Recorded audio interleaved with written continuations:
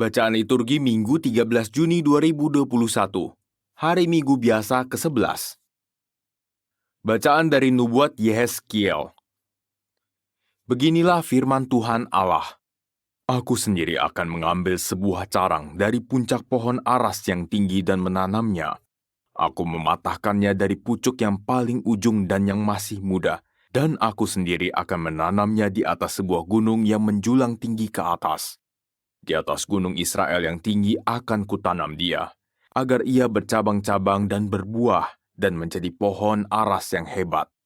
Segala macam burung dan unggas akan tinggal di bawahnya, mereka akan bernaung di bawah cabang-cabangnya. Maka segala pohon di ladang akan mengetahui bahwa aku, Tuhan, merendahkan pohon yang tinggi dan meninggikan pohon yang rendah, membuat pohon yang tumbuh menjadi layu kering, dan membuat pohon yang layu kering bertaruk kembali. Aku, Tuhan, yang mengatakannya akan membuatnya. Demikianlah sabda Tuhan, syukur kepada Allah. Mazmur tanggapan. Sungguh baik menyanyikan syukur kepadamu ya Tuhan. Sungguh baik menyanyikan syukur kepadamu ya Tuhan. Sungguh baik menyanyikan syukur kepada Tuhan dan menyanyikan mazmur bagi namamu, ya yang maha tinggi, memberitakan kasih setiamu di waktu pagi dan kesetiaanmu di waktu malam.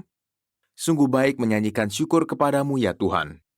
Orang benar akan bertunas seperti pohon kurma, akan tumbuh seperti pohon aras di Libanon. Mereka yang ditanam di bait Tuhan akan bertunas di pelataran Allah kita. Sungguh baik menyanyikan syukur kepadamu ya Tuhan. Pada masa tua pun mereka masih berbuah, menjadi gemuk dan segar, untuk memberitakan bahwa Tuhan itu benar, bahwa Ia gunung batuku dan tidak ada kecurangan padanya. Sungguh baik menyanyikan syukur kepadamu ya Tuhan.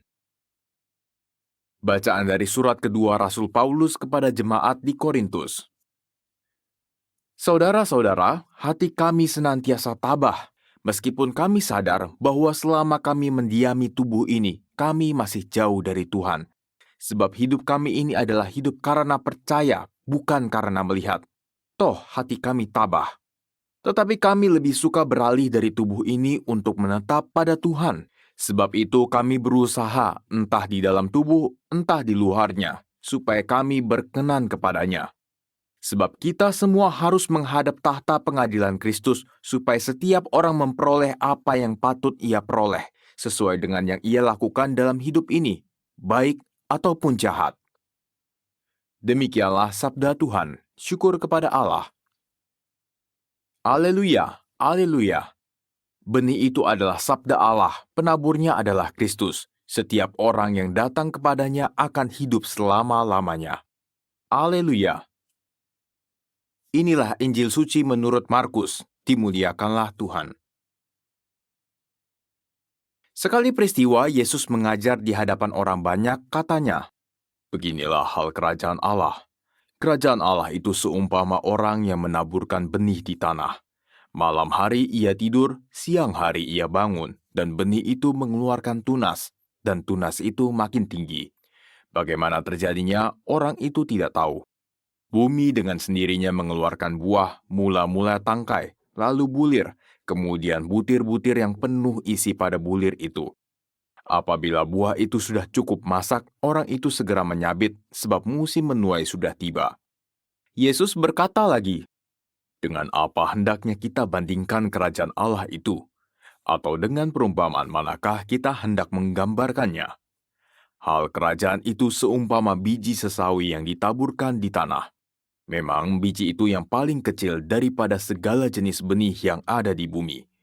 Tetapi apabila ditaburkan, ia tumbuh dan menjadi lebih besar daripada segala sayuran yang lain, dan mengeluarkan cabang-cabang yang besar, sehingga burung-burung di udara dapat bersarang dalam naungannya.